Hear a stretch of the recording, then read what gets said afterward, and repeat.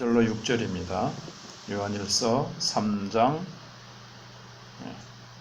4절로 6절입니다. 죄를 짓는 자마다 불법을 행하나니 죄는 불법이라. 그가 우리 죄를 없애려고 나타나신 것을 너희가 아나니 그에게는 죄가 없느니라. 그 안에 거하는 자마다 범죄하지 아니하나니 범죄하는 자마다 그를 보지도 못하였고 그를 알지도 못하였느니라. 아멘. 네. 요한은 1절로 3절에서 3장 1절로 3절에서 그리스도인은 예수님이 나타나실 재림을 기다리면서 예수님이 나타나시는 그날에 예수님과 같은 모습으로 우리가 변화돼서 예수님의 있는 모습 그대로를 보게 될 것이니까 우리가 현재부터 늘 깨끗하게 하는 삶을 살아야 된다 하는 말씀을 했습니다.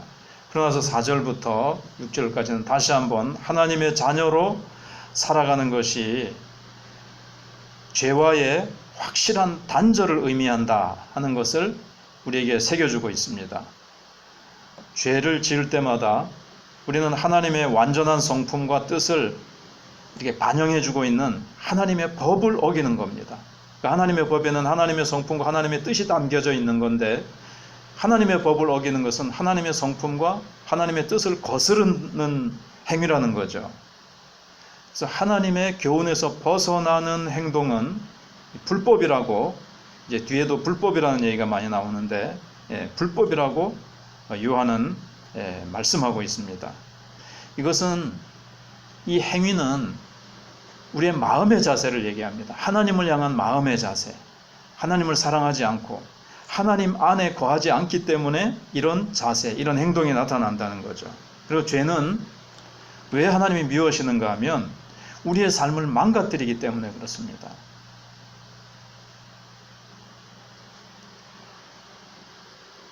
죄를 고의로 짓든 잘 몰라서 짓든 어찌됐든 법을 어기는 겁니다.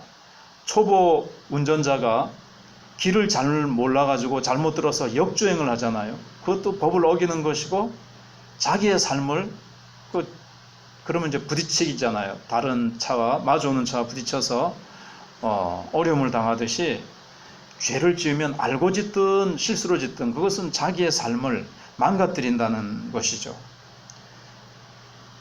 그래서 죄는 어쨌거나 불법입니다.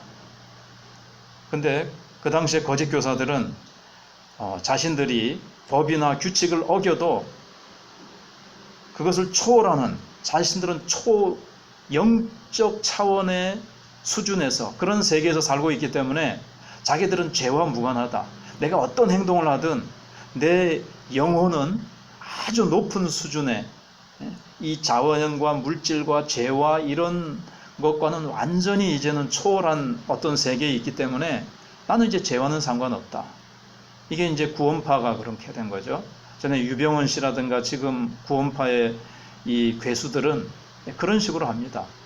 잘못된 사업을 막 불법을 해가면서 돈을 끌어모으고 하면서도 자기네들은 그런 거랑 상관이 없다는 아주 희한한 궤변을 만들어서 이상한 교리를 만드는 거죠. 그러니까 죄를 다시 정의합니다. 그들은 성경이 죄라고 하는 것을 가지고 있으면은 자기에게 적용시키면 죄잖아요. 그러니까 죄를 다시 적용시키고 죄를 마음껏 지을 수 있는 교리를 만들어 가지고 자기네들은 그게 죄가 아니라는 거예요. 죄와 이미 자기네들은 상관없는 경지에 이르렀다고 가르치는 겁니다.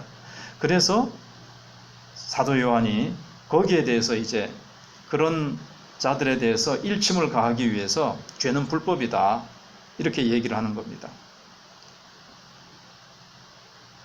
그리고 5절에 보시면, 그래서 4절을 다시 보시면 죄를 짓는 자마다 불법을 행하나니 죄는 불법이라 이렇게 분명하게 직설적으로 얘기를 합니다. 그리고 그가 우리 죄를 없애려고 나타나신 것을 너희가 아나니 그에게는 죄가 없느니라. 예수님이 오신 이유는 인간의 죄 문제를 해결하려고 오셨습니다. 우리의 죄를 없애기 위해서 오셨죠. 우리의 죄를 없애시려면 누군가 죄 없는 화목제물로 누가 인간을 대신해서 죄의 짐을 짊어지고 죽어야 됩니다.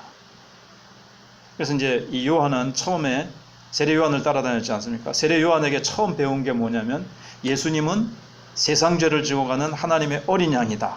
이걸 이제 배웠죠. 예수님께서도 나는 양을 위해서 목숨을 버리는 선한 목자다. 이런 똑같은 진리의 말씀을 하셨습니다.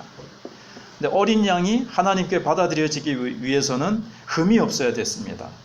그래서 여기 5절에 너희가 그에게는 죄가 없느니라. 죄가 없으시기 때문에 예수님은 완전한 화목제물로서 우리의 죄를 위해서 십자가 위에서 죽으실 수가 있었던 거죠. 이 대속의 죽음을 만족시키기 위해서는 필수적인 조건이 흠이 없고 죄가 없어야만 됩니다.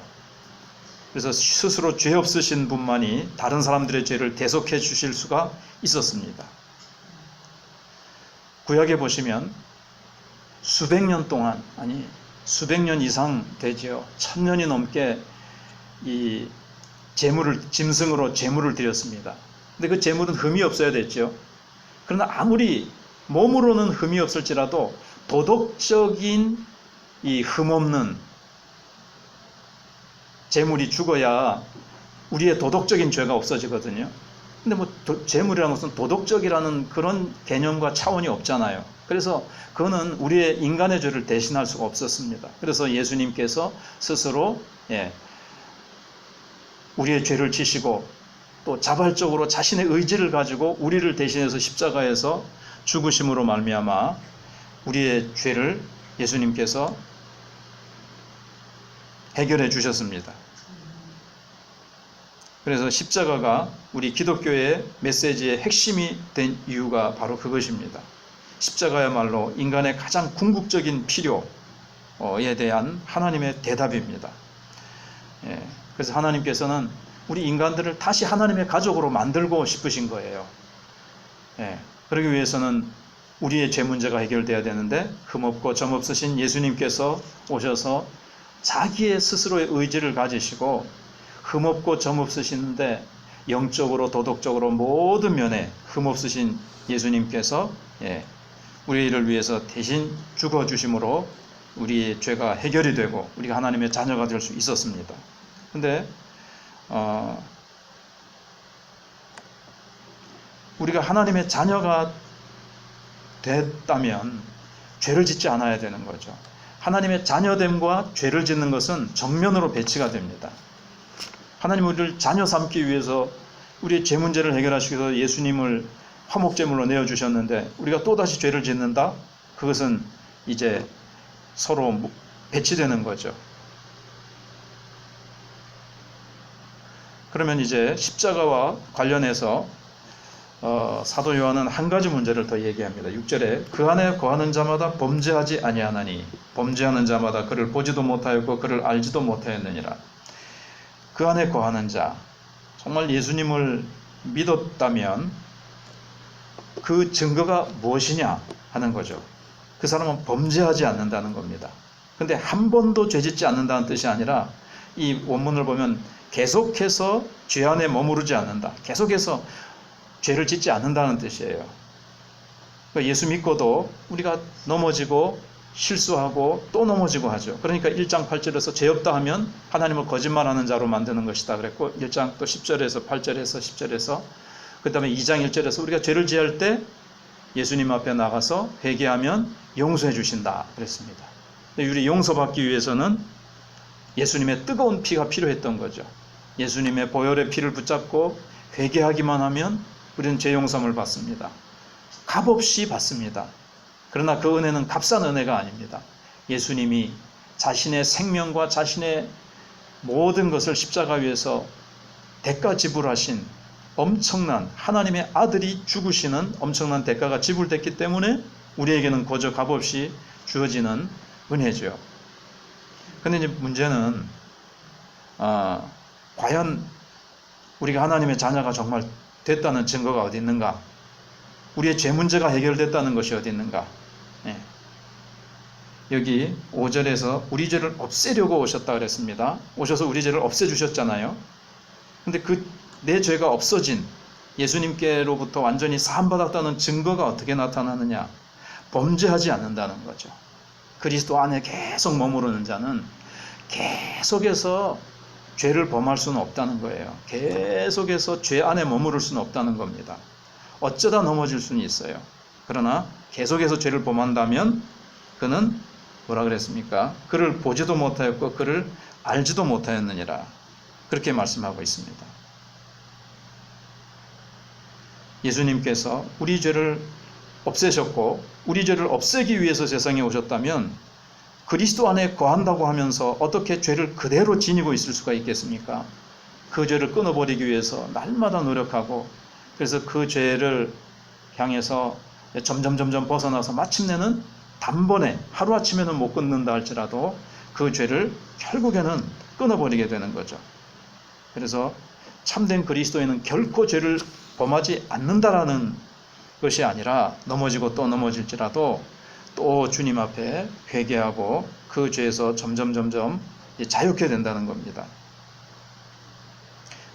그 안에 거한다고 하면서 주님과 계속 교제하면서 또 한편으로는 계속 죄를 짓는다? 이것은 모순된다는 거죠. 우리는 죄와 타협이 있을 수가 없습니다. 그래서 결론은 뭔가 하면 만약에 우리가 3장 1절에서 지금은 우리가 하나님의 자녀라 그랬잖아요. 2절에서.